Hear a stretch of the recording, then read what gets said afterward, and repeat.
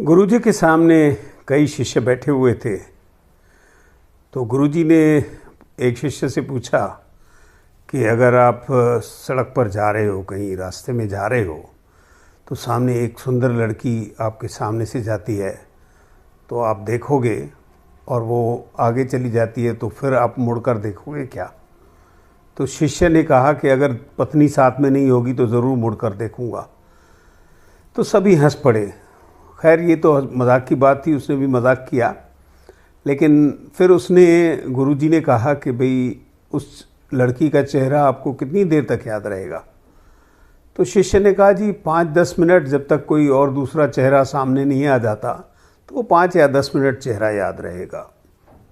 तो गुरुजी ने कहा कि यहीं कहीं आपको कोई पुस्तकों का बंडल दे रहा है आपको, और आपको कह रहा है कि ये आपको दिल्ली ले जाना है और वहाँ जाके आपको किसी को देना है, फला आदमी को देना है। तो आप जब जाएंगे वहाँ पे, तो जब वहाँ देखा तो दिल्ली में उस जगह पे जहाँ पहुँचे तो वो तो बहुत बड़े सेठ की कोठी थी। कोठी क्या थी? हवेली थी, जिसमें 10 तो गाड़ियाँ पार्क थी, बाहर चौकीदार बैठे हुए थे 2-3। तो उसने चौकीदारों से कहा कि मुझे फला आदमी से मिलना है, सेठ जी से। तो उन्होंने जैसे अंदर खबर की तो सेठ जी खुद चले आए बाहर आके उन्होंने उनसे कहा अंदर आइए, आप अंदर क्यों नहीं आ रहे? तो वो उनको अंदर ले गए और उनसे पैकेट लिया और उनको बिठाया, उनको गरम गरम खाना वाना खिलाया, चाय वगैरह पिलाई, और फिर उनको बाहर तक छोड़ने आए। तो बाहर छोड़ने आए तो उन्होंने कहा कि आप कैसे आए हैं? तो उन्होंने कहा जी मैं लोकल ये मेट्रो ट्रेन से आया हूँ। तो उन्होंने कहा कोई बात नहीं, आपको कहाँ जाना है? तो उन्होंने बताया मेरे को फलां जगह जाना है। तो उन्होंने कहा कि भाई अपने ड्राइवर से कहा कि इनको ज़रा वहाँ तक छोड़ आइए, और वो गाड़ी में बिठा दिया। खैर, वो वहाँ पहुँचे तो फिर इन सेठ जी का फ़ोन आया कि आप ठीक ठाक पहुँचे, आपको कोई तकलीफ़ तो नहीं हुई? तो उन्होंने कहा बिल्कुल नहीं। तो गुरुजी ने पूछा ये आपको बात कब तक याद रहेगी जो इस सेठ ने आपके साथ किया? कहता है जी, शिष्य कहता है कि सारा जीवन मुझे याद रहेगी, क्योंकि व्यवहार जो उन्होंने दिया और जो अच्छे तरीके से वो अटेंड किया, मुझे बात की, खाना खिलाया और फिर गाड़ी में छुड़वाया, और ये तो बहुत अच्छा व्यवहार था, ये मैं सारी उम्र नहीं भूल पाऊँगा। तो गुरुजी ने यही कहा कि देखो, सुंदर चेहरा या सुंदरता वो इतनी इम्पोर्टेंस नहीं है, वो उतनी महत्वपूर्ण नहीं है। जो व्यवहार है इंसान का वो बहुत महत्वपूर्ण है। इंसान का अगर अच्छा व्यवहार है तो वो आपको याद रहेगा, और सुंदरता सामने आएगी, आपके सामने अच्छा चेहरा आएगा, लेकिन वो आपको थोड़े वक्त तक, थोड़े समय तक आपको याद रहेगा। तो इसीलिए व्यवहार अच्छा करें तो हमेशा उस व्यवहार से आदमी की असलियत पहचानी जाती है। सुंदरता से किसी की असलियत नहीं पहचानी जाती है। Thank you.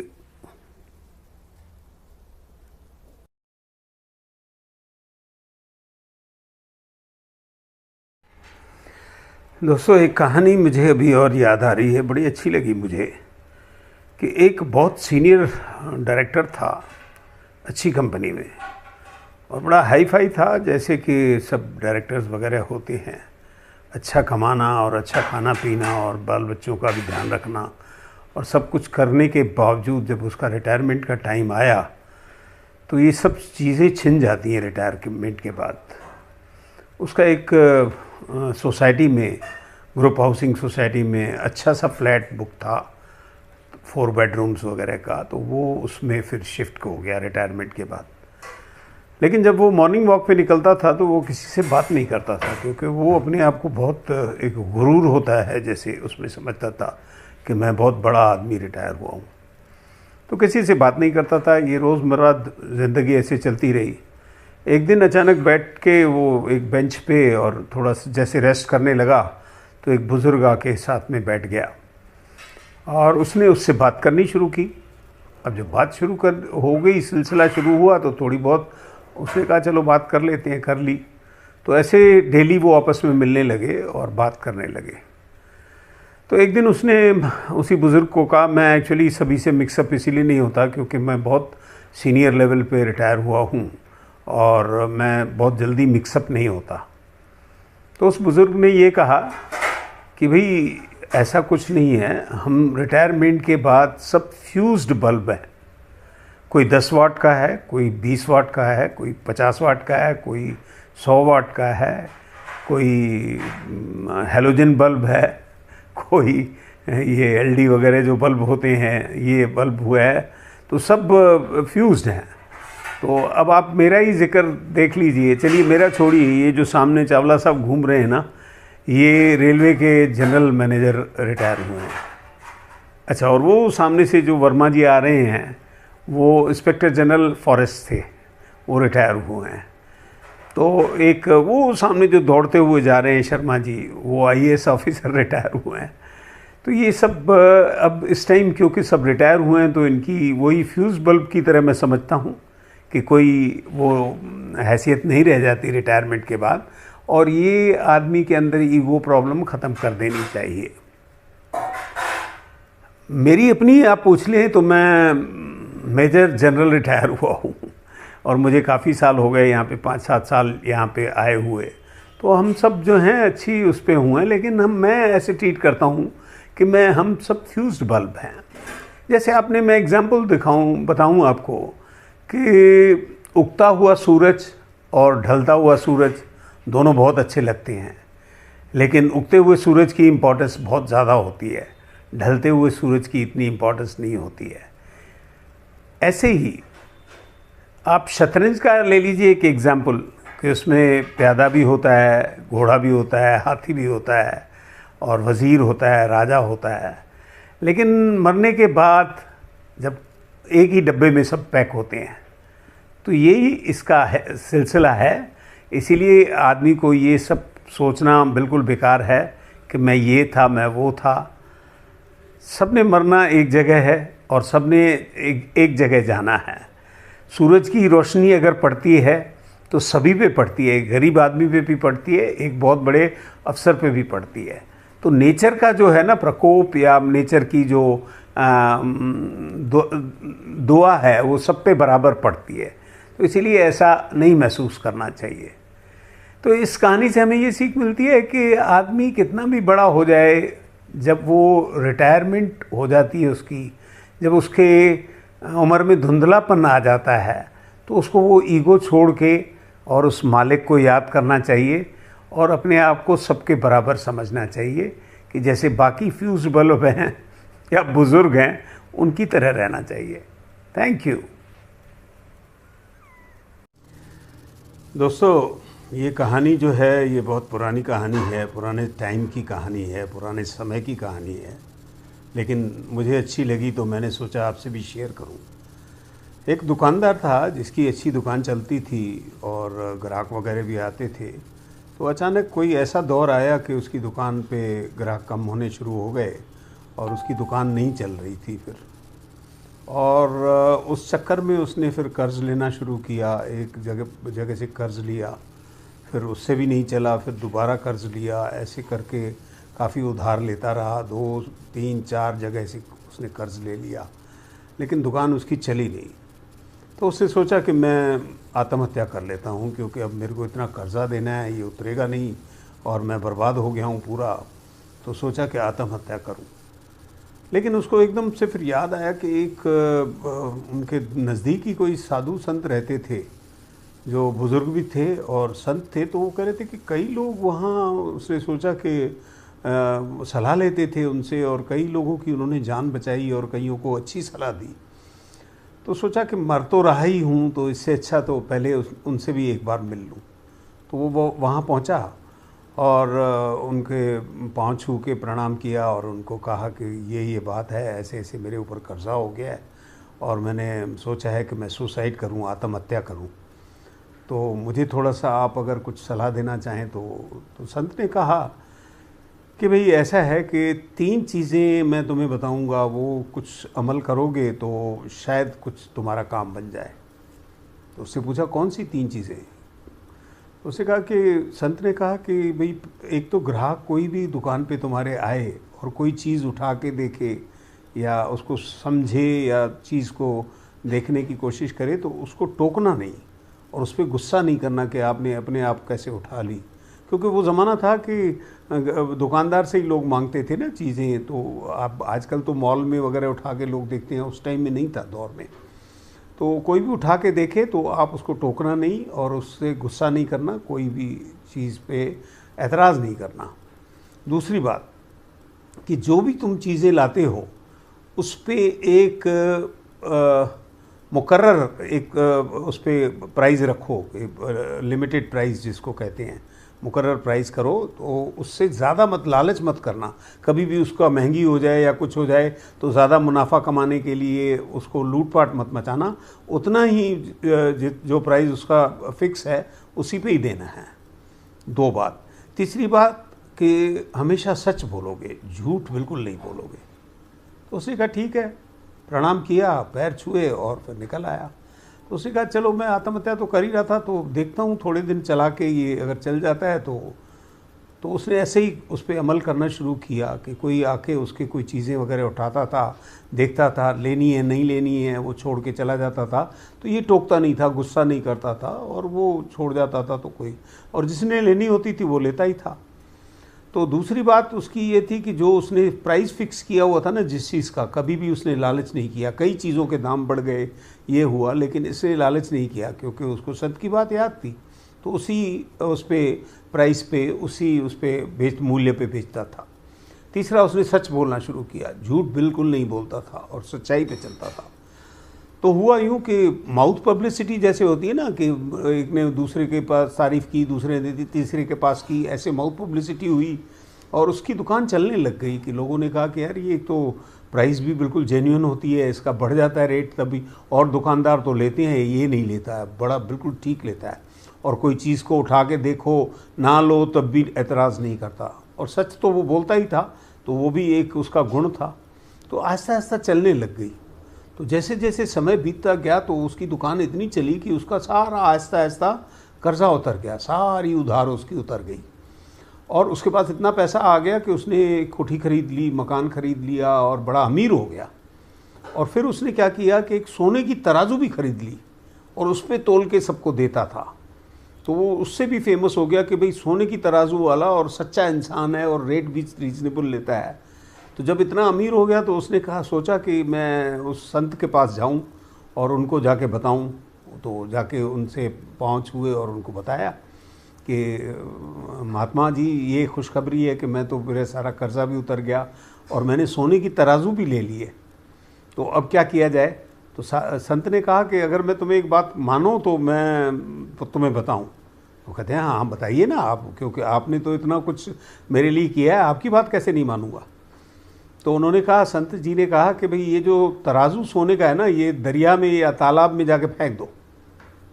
तो वो तो पहले तो हैरान हुआ, लेकिन फिर उसने सोचा कि इनकी वजह से तो मैं इतना बड़ा अमीर हुआ हूँ तो क्यों ना मानूँ। कहते हैं जी बिल्कुल ठीक है। उसने ऐसे ही किया, तराजू उठाया और जाके तालाब में फेंक दिया। तालाब में फेंक दिया तो वो लुढ़कता लुढ़कता या तैरता तैरता या जैसे भी किसी किनारे दूसरे किनारे जाके पड़ा। तो वहाँ एक गडरिया जो भेड़ें वगैरह चराते हैं ना, उसने देखा कि वहाँ तराजू पड़ा है किनारे पे। उसने उठा लिया, देखते ही उसको याद आया, अरे ये तो उस दुकानदार की है, एक ही तो मशहूर है जो सोने की तराजू में तोलता है और बिल्कुल सही दाम लगाता है। तो वो तराजू लेके उसके पास आ गया, दुकान के पास। कहता है भाई साहब आपने वहाँ तालाब में क्या तराजू फेंक कर रहा था, वहाँ पे तराजू आपका वहाँ पड़ा हुआ था, ये लीजिए अपना तराजू। उसको वापस दे दिया। तो वो हैरान हुआ कि यार मेरा तराजू सोने का वो भी वापस आ गया। फिर ये संत के पास गया, कहता है महात्मा जी ऐसा है, मेरे साथ ऐसे हुआ है, मैं तो फेंक दिया आपके कहने पे, लेकिन वो तराजू फिर मेरे पास वापस आ गया। तो कहता है यही सच्चाई है, क्योंकि तुम्हारी हलाल की कमाई है, तुम्हारी सच्चाई की कमाई है, जो कभी भी ख़राब नहीं होती, वेस्ट नहीं जाती, कहीं उसका दुरुपयोग नहीं होता। और दूसरी बात, तुम सच बोलते हो, इसीलिए तुम्हारी सच्चाई आज तुम्हारे काम आ रही है। तो इस कहानी से हमें सीख मिलती है कि एक तो सच्चाई पे चलना चाहिए और ये लूटपाट जो मचा के रखते हैं लोग, वो नहीं मचानी चाहिए। जो दाम है, वाजिब दाम है, उस पर वो बेचना चाहिए। इससे एक बड़ी सीख मिलती है इस कहानी से। तो दोस्तों, अगर ये कहानी पसंद आई हो तो प्लीज़ थैंक यू आपको, आप सुनिएगा और इसका कहानी का मज़ा लीजिएगा। धन्यवाद, थैंक यू। जय रंगमंच की तरफ से मैं शंकर मूलवानी आपको नमस्कार करता हूँ। एक अमेरिका का बहुत मशहूर किस्सा है। एक 12-13 साल का बच्चा चोरी करते हुए पकड़ा गया और उसके ऊपर केस चला और उसको कोर्ट में पेश किया गया। तो जज ने उससे पूछा कि तुम्हारा जुर्म क्या है? तो बच्चे ने बताया कि मैं चोरी करते हुए पकड़ा गया था। तो कहता है क्या चुराया? जज ने पूछा। उसने कहा जी मैंने ब्रेड, डबल रोटी चुराई। तो जज ने पूछा क्यों चुराई? कहता है जी मेरी माँ काफ़ी बीमार है और वैसे तो वो काम करती थी, लेकिन पीछे काफ़ी महीनों से बीमार चल रही है और काम पे नहीं जा पा रही है, तो इसीलिए उसके कमा नहीं पा रहे, कोई कमाई नहीं है। और मैं एज ए स्टूडेंट, जैसे अमेरिका में सब काम करते हैं, मैं काम करता था, मैं गाड़ियाँ साफ़ करता था, लेकिन माँ की वजह से 5-6 रोज़ से मैं नहीं जा पाया, तो मुझे भी वहाँ से निकाल दिया गया। तो जज का बहुत मन भर आया और जज साहब ने फैसला ये दिया कि एक 13 साल का बच्चा जो खाने के लिए ब्रेड चुरा रहा है और ये बिना जाने पहचाने उस आदमी ने, इसके दुकानदार ने भी इसके ऊपर केस किया है। कहता है ये हम सब के लिए बहुत शर्म की बात है। अमेरिका जैसा कंट्री, इतना बड़ा कंट्री, जिसमें खाने के लिए एक बच्चा चोरी कर रहा है, तो ये इसके लिए इसकी सज़ा हम सबको मिलनी चाहिए। कोर्ट में जितने भी लोग हैं सबको $10 फ़ाइन लिया गया। जज साहब ने खुद भी $10 फ़ाइन दिया और जितने भी पैसे इकट्ठे हुए वो बच्चे को दिए गए और उस दुकानदार को भी $1000 का फ़ाइन लगाया गया कि बिना जाने कि भाई इसने क्यों चोरी की और खाने के लिए की, तो बिना जाने उसने केस कर दिया। $1000 उससे भी लिए गए और बच्चे को दिए गए। जज साहब ने ये कहा कि अमेरिका जैसा कंट्री, कहता है अमेरिका जैसा कंट्री क्या, किसी भी कंट्री के लिए ये बहुत शर्म की बात है कि एक आदमी या एक बच्चा भूख के मारे चोरी कर रहा है। ये एक पूरे कंट्री के लिए बड़ी शर्म की बात है। तो ऐसा रहा जजमेंट और जज साहब ने बिल्कुल सही निर्णय दिया।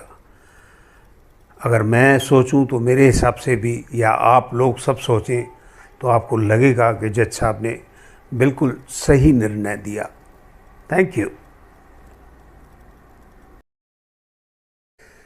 टॉलस्टॉय की एक कहानी है जिसमें उन्होंने लिखा है कि इंसान को पता होना चाहिए 40-45 साल के बाद, 40-45 वर्ष के बाद, जब उतना वर्ष का हो जाता है, तो उसको मालूम होना चाहिए कि उसे वापस कैसे लौटना है, कहाँ लौटना है और वापस लौटना भी है या नहीं, ये उसको पता होना चाहिए।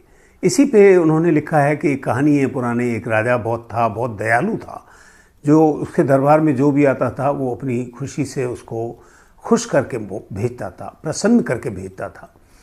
तो एक बहुत गरीब इंसान उनके दरबार में पहुंचा और रोने लगा और ज़ोर ज़ोर से रोने लगा। तो राजा ने पूछा क्या तकलीफ़ है तुम्हें बंधु? तो उसने कहा राजा साहब मैं बहुत गरीब इंसान हूँ, मेरे पास कुछ भी नहीं है। अगर मुझे ज़मीन का टुकड़ा मिल जाए ना थोड़ा सा, तो मेरा आगे का ज़िंदगी का जो सफ़र है वो बड़ा अच्छा बीत जाएगा, तो मुझे थोड़ा ज़मीन का टुकड़ा चाहिए। तो राजा ने कहा ठीक है, कल सुबह आप फला जगह पे आ जाना, वहाँ से आप चलना शुरू करना, जितना आप दूर जाओगे उतना आपको ज़मीन दे देंगे, लेकिन शर्त यह है कि सूरज ढलने तक तुम्हें वापस भी आना है उसी जगह पर, और जितना तुम जाके और वापस आ जाओगे उतनी ज़मीन हम आपको दे देंगे। बड़ा खुश हुआ। सुबह दूसरे दिन जब 8 बजे का समय जो मुकर्रर हुआ था, तो वो पहुंचा, राजा भी पहुंचे और उनके कुछ दरबारी भी पहुंचे। उन्होंने कहा शुरू कीजिए। तो वो चलना शुरू किया आहिस्ता आहिस्ता, पहले तो उनके सामने, फिर जब देखा आगे पीछे कोई नहीं देख रहा तो दौड़ना शुरू किया, क्योंकि उसके मन में लालच आई कि भाई मैं जितना ज़्यादा दौड़ूंगा उतनी मुझे ज़मीन अच्छी मिलेगी, ज़्यादा मिलेगी और मेरी ज़िंदगी बहुत अच्छी बसर होगी। दौड़ता रहा दौड़ता रहा दौड़ता रहा, दोपहर हो गई, शाम के 4 बज गए, तब उसको अचानक ध्यान आया, अरे मुझे तो वापस भी पहुंचना है उसी जगह पे, तभी उतनी ज़मीन मिलेगी। तो उसने वहाँ से मुड़ के वापस आने की कोशिश की। अब कोशिश कैसे करे, अब इतने समय वो चल चुका था, इतने घंटे वो चल चुका था कि उतना समय तो उसको चाहिए वापस दौड़ने के लिए। तो उसने अपना दौड़ बढ़ाई और तेज़ तेज़ तेज़ तेज़ दौड़ने लगा। इतना तेज़ दौड़ा लेकिन पहुंचना मुश्किल था, नामुमकिन था, क्योंकि इतना समय वो दौड़ चुका था। तो खैर हाँफते हाँफते हाँफते वो कहीं गिर पड़ा और उसकी वहीं मृत्यु हो गई। तो जब राजा और उसके दरबारी वहाँ पहुँचे तो और उन्होंने देखा कि वो तो मरा हुआ पड़ा है, तो राजा ने कहा कि इसको सिर्फ 2 गज ज़मीन की ज़रूरत थी, इससे ज़्यादा इसको ज़मीन की ज़रूरत नहीं थी। इंसान कितनी लालच करता है, इसने जितना ज़्यादा हासिल करने की कोशिश करी और वो कुछ भी नहीं हासिल कर पाया। तो हमारे जो हम जो इंसान हैं, जो लोग हैं, वो यही सोचते हैं, अपनी ज़िंदगी में बहुत लालच करते हैं, आगे चलते जाते हैं, कमाना शुरू कर देते हैं, लालच पे लालच। हमें यही नहीं पता होता कि हमें वापस भी लौटना है और वापस भी उसी जगह पे पहुंचना है जहाँ से हम चले थे। ठीक इसी का मिसाल है, जैसे अभिमन्यु को पता नहीं था कि हमें वापस कैसे आना है, वो बेचारा नहीं आ पाया। ऐसे ही हम सब इंसान अभिमन्यु की तरह हम दौड़ते तो जाते हैं, हमें वापसी का पता ही नहीं है कि हमें वापस भी लौटना है। और इंसान वही खुश है जो वापस लौटना जानता है। जो हमारे जैसे इंसान हैं जो लालच में आते हैं और दौड़ते चले जाते हैं, उनको पता नहीं है कि वहाँ उस ठिकाने पे वापस भी पहुँचना है, उनकी ये ही दुर्दशा होती है। इसीलिए कहा है टॉलस्टॉय ने कि इंसान वही खुश है जो जानता है कि उसको वापस आना है, क्यों आना है, कैसे आना है, वही खुश रहता है। Thank you.